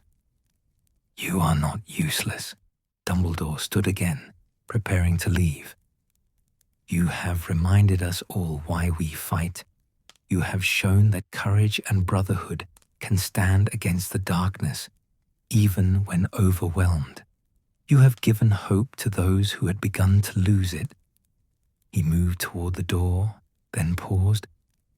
There is no shame in recovery, my boys. Only wisdom in knowing when to rest and when to rise again.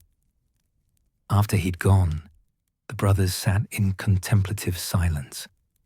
Gideon stared at the ceiling, counting the cracks in the plaster, trying to make sense of the emotions churning in his chest. Pride, yes. Satisfaction at having survived. But also guilt, sharp and bitter, for all those who hadn't. Do you ever wonder, Fabian said quietly, why we made it when so many others didn't? Every day, Gideon admitted. The McKinnons were good people, skilled fighters. They had children to protect, reasons to live. Why them and not us? Maybe there's no why, Fabian said. Maybe we just got lucky. Right place, right time, right combination of skills and stubbornness. He turned his head to look at his brother. Or maybe Dumbledore's right, and there's something bigger at work. Something about the way we fight together that makes a difference. Before Gideon could respond, the door opened yet again. This time, it was Arthur, looking harried and worried, with young Bill clinging to his hand. Sorry to interrupt, Arthur said. Bill insisted on seeing his uncles. He's been asking every day. The 7-year-old rushed to Gideon's bedside, his red hair slightly askew, his eyes wide with concern and awe. Uncle Gideon, Mum said you fought a whole army of bad wizards. Not quite an army, Gideon said, unable to suppress a smile at his nephew's enthusiasm, but a lot of bad wizards, yes. Were you scared? Terrified, Gideon admitted honestly. But you fought anyway. Yes. Bill considered this, his young face serious beyond his years. That's what brave means, isn't it? Being scared but doing the right thing anyway. Gideon felt his throat tighten with unexpected emotion. Yes, Billy, that's exactly what it means. The boy turned to Fabian. Uncle Fabian, when will your leg be better?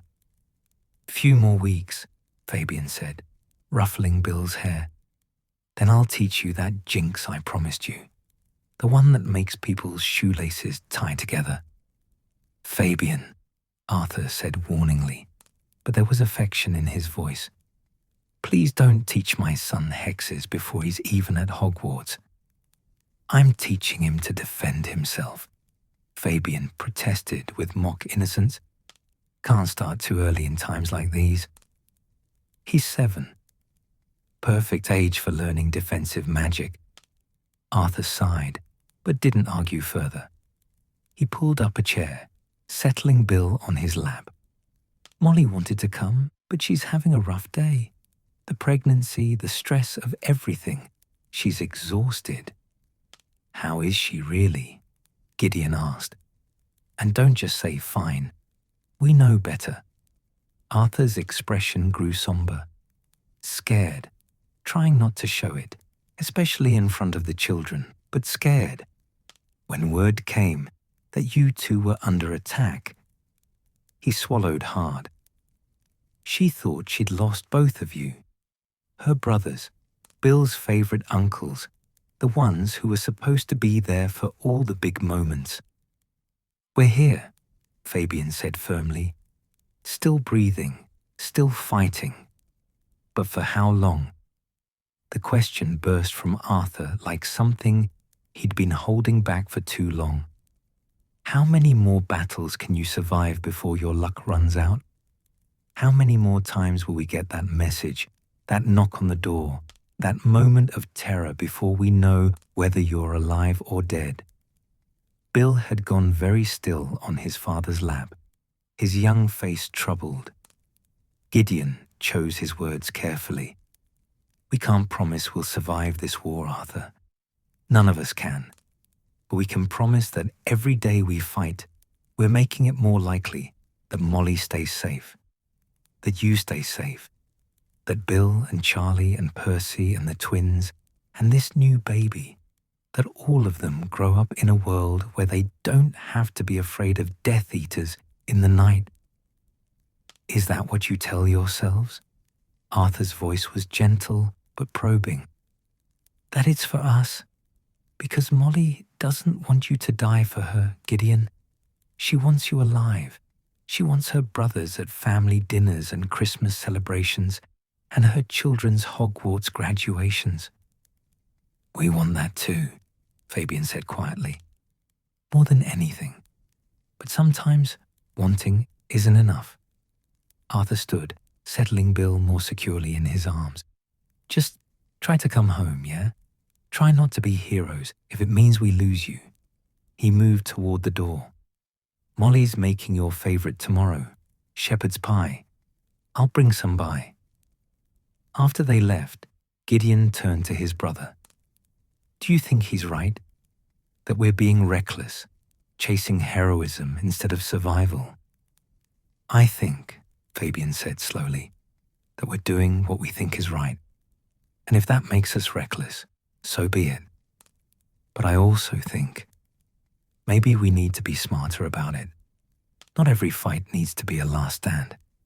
Agreed. Gideon flexed his fingers, feeling the stiffness from healing wounds. When we get out of here, we do things differently. We work smarter, not just harder. We make sure we come home. For Molly and the kids. For Molly and the kids, Gideon confirmed.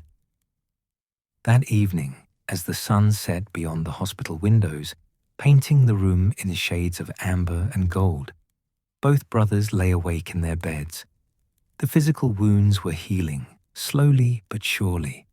The magical exhaustion was fading, their cores rebuilding their strength with each passing hour.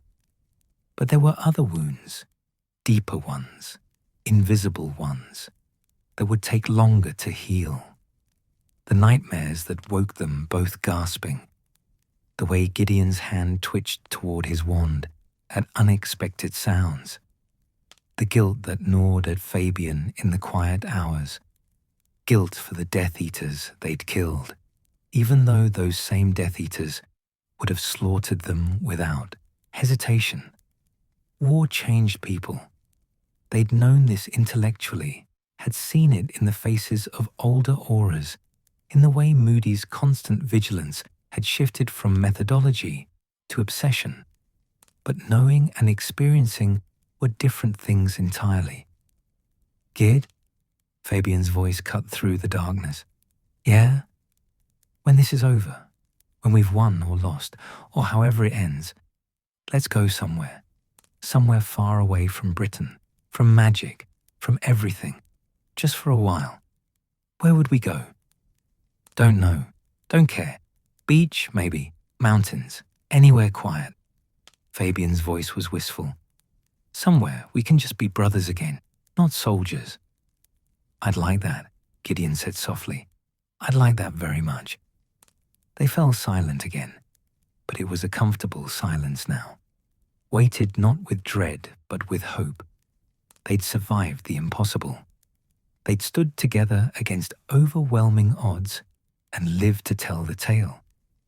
Tomorrow would bring more challenges, more healing, more questions, more responsibilities. The war would continue with or without them, grinding on toward whatever ending awaited. But tonight, they were alive. They were together. And for now, that was enough. Outside the window, stars emerged one by one in the darkening sky, tiny points of light refusing to be swallowed by the darkness, much like the Prewett brothers themselves, Gideon thought. Small lights in a dark time, but lights nonetheless, burning still, burning bright. 6 weeks had passed since the Battle of Foxglove Clearing. Gideon stood in the kitchen of the burrow, watching through the window as Fabian played with Bill and Charlie in the garden. His brother's limp was still noticeable. It always would be, the healers said, a permanent reminder of dark magic that had bitten deep. But it didn't slow him down much. Charlie had just knocked over a garden gnome, and Fabian was laughing that booming laugh of his while Bill tried to catch the indignant creature. "They look good together," Molly said, appearing at Gideon's elbow with 2 cups of tea. She was heavily pregnant now, due any day, moving with the careful waddle of a woman carrying precious cargo. "They do," Gideon agreed, accepting the tea gratefully. "Fabian's always been good with children, better than me." "Nonsense. Bill adores you both." Molly settled into a kitchen chair with a sigh of relief. "Though I'll admit, Fabian has a gift for silliness that children appreciate." They sat in comfortable silence, sipping their tea, watching the scene outside. The burrow was warm and lived in, filled with the comfortable chaos of a growing family. Toys scattered across floors, children's drawings stuck to walls with permanent sticking charms, the lingering smell of baking and magic in the air. This was what they'd fought for, Gideon realized. Not abstract concepts like freedom or justice, though those mattered, but this, a crooked house full of love and laughter, a pregnant woman drinking tea without fear of Death Eaters breaking down her door, children playing in a garden, innocent and safe. "The prophet's still writing about it," Molly said quietly. "The Battle of Foxglove Clearing. They're calling you both heroes of the resistance." "We're not heroes," Gideon said automatically. It had become his standard response to such claims over the past weeks. "Yes, you are." Molly's voice was firm. "And I need you to understand something, Gideon Prewett. I need you to hear this." She set down her teacup, her brown eyes intense. "You and Fabian, you gave people hope. Real hope, the kind that matters. Before Foxglove Clearing, every story we heard was about Death Eater victories, about good people dying, about the darkness winning. But you two, you showed everyone that the Death Eaters can bleed, that they can be beaten, that standing together against impossible odds isn't suicide, it's courage." "Molly, no, let me finish." Her hand moved unconsciously to her swollen belly. "When I thought I'd lost you both, when those hours stretched out with no news, I thought about my children. I thought about what I'd tell them about their uncles, and I realized I don't want them to remember you as cautious men who survived by hiding. I want them to remember you as the men who stood, who fought, who showed them what it means to be brave." Gideon felt his eyes burning. "We were terrified the whole time. That's what makes it brave." Molly reached across the table to grip his hand. "You were terrified, and you stood anyway. You're heroes, whether you accept it or not. My heroes, Arthur's heroes. And someday, when this baby is old enough to understand, they'll know their uncles were heroes too." Outside, Fabian had conjured a small fountain that sent water spraying in rainbow arcs. Bill and Charlie shrieked with delight, running through the spray in their wellies. The sound of children's laughter drifted through the open window like music. "We got lucky," Gideon said softly. "If Moody hadn't arrived when he did—" "But he did," Molly interrupted. "Luck, fate, divine intervention. Call it what you will. You're here, you're alive, and you get to be uncles to all these ridiculous children who love you." She smiled, though her eyes were wet. "Don't waste that gift by feeling guilty about it." The door banged open, and Fabian limped in, soaking wet, with Charlie clinging to his back like a monkey. "We need towels, and possibly a new strategy. The gnomes have organized a counterattack." "You're dripping all over my clean floor," Molly said, but she was already summoning towels with her wand. "Your floor has survived worse," Fabian replied cheerfully, setting Charlie down and beginning to dry off. "Remember when the twins turned the kitchen into a swamp?" "Don't remind me." Bill ran in, equally soaked, and headed straight for Gideon. "Uncle Gideon, come play with us. Uncle Fabian's teaching us water charms." "Is he now?" Gideon raised an eyebrow at his brother. "Teaching 7- and 5-year-olds water charms seems irresponsible." "I'm supervising," Fabian said with wounded dignity. "Completely safe, mostly safe, relatively safe." Arthur appeared in the doorway, his work robes slightly singed at the edges. "I could hear the chaos from the lane. Should I be concerned?" "Always," Molly said dryly. "But right now, everything's under control.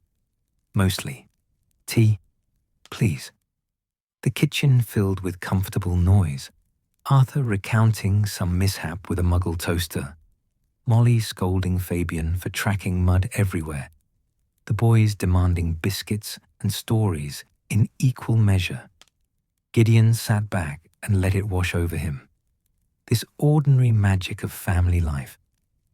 3 months ago, he'd thought he'd never experience this again. Had accepted that he'd die in that clearing, that his last moments would be violence and pain and desperate courage. But here he was, drinking tea in his sister's kitchen, watching his nephews play, planning for a future he'd thought he'd lost. The weeks turned into months. Spring arrived, tentative and hopeful, painting the British countryside in shades of green and gold. Ronald Bilius Weasley was born on a mild March evening, red-haired and squalling with the lungs of a dragon.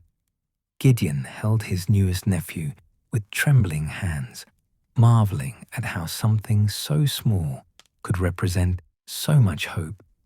The war continued, of course. Death Eaters still killed, Voldemort still terrorized. But something had shifted after Foxglove clearing. The Order fought with renewed vigor, emboldened by proof that Death Eaters could be beaten. Recruitment increased. More families went into hiding, yes, but they did so with plans to return, not farewell letters accepting death. Gideon and Fabian returned to active duty in May, despite Molly's protests. But they fought differently now, smarter, more strategic. They worked in larger teams, coordinated with other Order members, and didn't take the insane risks they once had. Moody watched them like a hawk, and they let him. Some lessons were learned in blood. Those lessons stuck. Summer arrived, and with it, Harry Potter. Gideon met him only once, a flying visit to the Potter's cottage in Godric's Hollow, where Lily cradled her infant son with fierce protectiveness, while James joked to hide his terror. The baby had his mother's eyes and his father's hair, and when he grabbed Gideon's finger with his tiny hand, something in Gideon's chest cracked open. "We have to win," he said to Fabian on the way home. "For him, for Ron, for all of them." "We will," Fabian replied, with certainty Gideon wished he felt. But the war had other plans. October 1981 came cold and dark. Rumors swirled of a prophecy, of the Dark Lord's obsession with the Potter child, of betrayals and secret keepers and desperate gambles. The Order was stretched thin, pulled in a dozen directions at once, trying to protect too many people with too few resources. Gideon stood in another safe house, their 7th since Foxglove, clearing, and felt the familiar prickle of dark magic testing the wards. Déjà vu washed over him so strongly, he had to grip the windowsill for balance. Not again, Fabian said from across the room, reading his brother's posture correctly. Tell me we're not about to do this again. The wards are holding, Gideon said, but even he could hear the uncertainty in his voice. For now. They'd learned from last time, had better defenses, better escape plans, better communication with the Order. But they'd also learned that sometimes better wasn't enough. The wards shattered at midnight. This time, there were only 15 Death Eaters. This time, backup was already on the way. Moody had anticipated an attack and positioned teams nearby. This time, the brothers fought with the discipline of experience rather than the desperation of cornered prey. This time, they won cleanly. 5 Death Eaters captured. 7 fled when Order reinforcements arrived. 3 dead. And the Prewett brothers walked away with nothing worse than bruises and exhaustion. That was almost disappointing, Fabian said as Moody bound the prisoners. After Foxglove, I expected more of a challenge. Don't, Moody growled. Don't tempt fate by calling a victory disappointing. But Gideon understood what his brother meant. They'd faced the worst and survived. Everything else felt manageable in comparison. It was a dangerous mindset, the kind that led to overconfidence and fatal mistakes. But it was hard to shake. Halloween 1981 arrived with unseasonable warmth. Gideon spent the evening at the burrow, helping Molly with the children, while Arthur worked late. Bill was practicing his letters. Charlie was drawing dragons. The twins were causing havoc. Percy was organizing everyone else's toys. And Ron was doing his best to eat his own fist. He's going to be trouble, this one, Gideon observed, bouncing Ron gently. I can tell already. They're all trouble, Molly said, but her voice was fond. That's what makes them Weasleys. The wards around the burrow flared suddenly, someone apparating nearby. Gideon's hand went to his wand automatically, but it was only Fabian, looking unusually serious. Dumbledore wants us, he said without preamble. Something's happened. He wouldn't say what overflew. Gideon handed Ron to Molly, ignoring her worried expression. We'll be back soon. They apparated to Hogwarts, materializing in Dumbledore's office, to find the headmaster standing at his window, looking older than Gideon had ever seen him. The Potters are dead, Dumbledore said without turning around. Voldemort attacked them tonight. James and Lily are gone. The words hit Gideon like physical blows. James Potter. Brilliant, brave, arrogant James Potter. Lily Evans. Kind, fierce, talented Lily Evans. Gone. Just gone. Harry. Fabian's voice was rough. Alive. More than alive. The boy somehow survived the killing curse. Voldemort has been destroyed, or at least reduced to less than spirit. Dumbledore finally turned, and his eyes were red-rimmed. The war is over. We've won. Won. The word felt hollow, tasteless. They'd won, but at what cost? The Potters dead, the McKinnons dead, the Bones family dead, Dorcas Meadows, Marlene McKinnon, Edgar Bones, Caradoc Dearborn. So many names, so many lives lost. What happens now? Gideon asked. Now? Dumbledore's smile was infinitely sad. Now we rebuild. We mourn our dead, we heal our wounded, and we try to create the world our fallen friends died to protect. Now we live, Gideon. We live for those who cannot. The years that followed were strange and bittersweet. The Death Eaters who survived went to Azkaban or disappeared into hiding. The Order dissolved, its members returning to normal lives or trying to. Gideon and Fabian remained Aurors, chasing down the last remnants of Voldemort's forces, bringing war criminals to justice. They visited the burrow often, watching Molly's children grow. Bill started Hogwarts and was sorted into Gryffindor, making his uncles insufferably proud.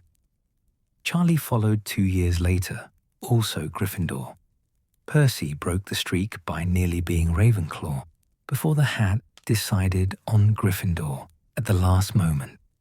The twins, Fred and George, were holy terrors from the moment they learned to walk. They reminded Gideon of Fabian at that age, full of mischief and laughter and a complete disregard for rules they considered stupid. Ron grew up in his brother's shadows, but carved out his own space through sheer stubborn loyalty. And through it all, Gideon and Fabian were there. Uncle Gideon, who helped with homework and told stories about magical theory. Uncle Fabian, who taught pranks and jokes and how to make the best of any situation. Both of them determined that these children, their sister's children, would grow up knowing they were loved and valued and safe. The watches came from their mother's estate, distributed after her death in 1985. Beautiful pieces of magical craftsmanship, passed down through generations of Prewetts. Gideon and Fabian each received one, along with specific instructions from their mother's will. "These are to go to the children," Molly said, reading the letter with tears streaming down her face. "When they come of age, when they've proven themselves worthy of the Prewett name." Gideon looked at his watch. Intricate goldwork, hands that moved to show not just time, but the wearer's status, family connections, a dozen other subtle magics built into the mechanism. It was beautiful, valuable, and utterly wasted on him. "Ron should have mine," he said suddenly. "When he comes of age, he's a good boy, loyal and brave. He'll do the name proud." "And Harry Potter should have mine," Fabian added. "James and Lily died protecting him. He's part of our story in a way, part of what we fought for." Molly started to protest, but Arthur laid a hand on her arm. "Let them," he said softly. "It's a good legacy, the right legacy." So it was, decided. The watches would wait until the boys were 17, then pass to them with the blessing of the Prewett brothers who'd stood against darkness and survived. Years passed. The wizarding world healed slowly, scars fading but never quite disappearing. Gideon's hair went grey at the temples. Fabian's limp grew more pronounced in cold weather. They were getting older, these battle-worn brothers, but they were alive. Some nights, Gideon still dreamed of Foxglove clearing, still felt the weight of dark magic pressing down, the certainty of death approaching, the fierce joy of standing with his brother against impossible odds. Some nights he woke gasping, reaching for a wand that lay on his nightstand. But more often, he dreamed of the burrow, of children's laughter and Molly's cooking and the comfortable chaos of family life. He dreamed of a future where Bill and Charlie and Percy and the twins and Ron grew up safe and happy, where they never had to face the horrors their uncles had seen. "Do you think we made a difference?" Fabian asked one evening. They were sitting in Gideon's flat in London, drinking fire whiskey and watching the city lights below. "Yes," Gideon said without hesitation. "Maybe not in the grand scheme of things. Maybe history will forget us, remember only Potter and Dumbledore and the others who made the big moves. But we made a difference to Molly, to Arthur, to those kids who get to grow up in a world without Death Eaters hunting them. That's enough, isn't it?" Fabian swirled his drink, watching the amber liquid catch the light. "To matter to the people we love, to know we stood when it counted. More than enough." They sat in comfortable silence, These brothers who'd faced death together and come out the other side. The war was over. They'd survived. And every day after Foxglove clearing was a gift they'd never take for granted. Gideon stood on platform 9 3/4, watching as Molly fussed over Ron before his 4th year at Hogwarts. The boy had grown into a lanky teenager, all elbows and awkward height, with his father's good nature and his mother's fierce loyalty. Beside him stood Harry Potter, small for his age, wearing glasses and a nervous smile. "Look at them," Fabian said, appearing at Gideon's elbow. "Our Ron's all grown up, and young Harry, spitting image of James, except for Lily's eyes." "They'll be fine," Gideon said, though he felt the familiar worry gnawing at his gut. Hogwarts was supposed to be safe, but he'd learned long ago that nowhere was truly safe. "They've got each other. That counts for something." "It counts for everything," Fabian corrected. "Remember Foxglove? We survived because we had each other. Those boys have the same thing. Friendship that runs deeper than blood. They'll be all right." The Hogwarts Express whistled, signaling departure.